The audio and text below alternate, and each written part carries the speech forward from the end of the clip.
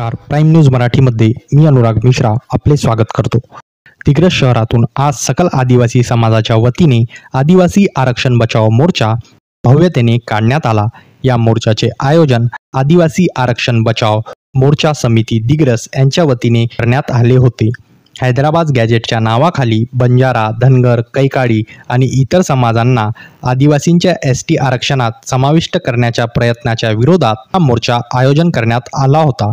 मोर्चाची सुरुवात सकाळी 11 वाजता देवनगर परिसरातून झाली। हा मोर्चा गोसरनगर, शंकर टॉकीज, छत्रपती शिवाजी महाराज चौक, ज्योतिबा फुले चौक मार्गे क्रांतीसूर्य बिरसा मुंडा चौकात येऊन पोहोचला। बिरसा मुंडा चौकात झालेल्या प्रबोधन कार्यक्रमानंतर तहसीलदार दिग्रस यांच्या मार्फत महामहिम राज्यपाल, मुख्यमंत्री व आदिवासी विकास मंत्री यांना निवेदन देण्यात आले। त्यामध्ये दिग्रस शहरासह आसपासच्या तालुक्यांमधून हजारोच्या संख्येने आदिवासी बांधव, बहिणी, विद्यार्थी व युवा वर्ग उत्साहाने सहभागी झाला होता। मोर्चा दरम्यान आदिवासी समाजाच्या हक्काचे रक्षण चे ठाम निर्धार व्यक्त करण्यात आले। मोर्चा दरम्यान क्रांतीसूर्य बिरसा मुंडा चौकात ठिय्यामुळे काही काळ आरडी रोड व तहसील कार्यालयाकडे जाणारी वाहतूक विस्कळीत झाली होती, मात्र पोलिसांनी प्रयत्नपूर्वक लवकरच रस्ता मोकळा केला।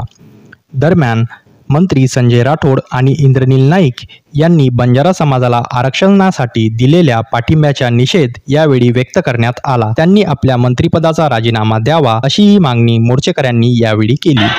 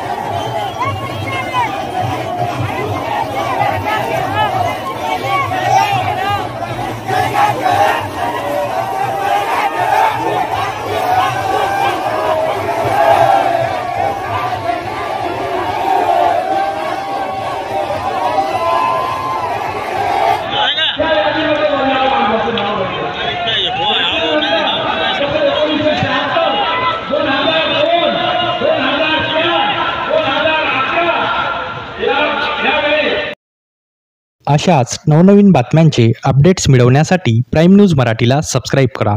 नवा विचार, नवा दृष्टिकोन, अर्थातच प्राईम न्यूज मराठी।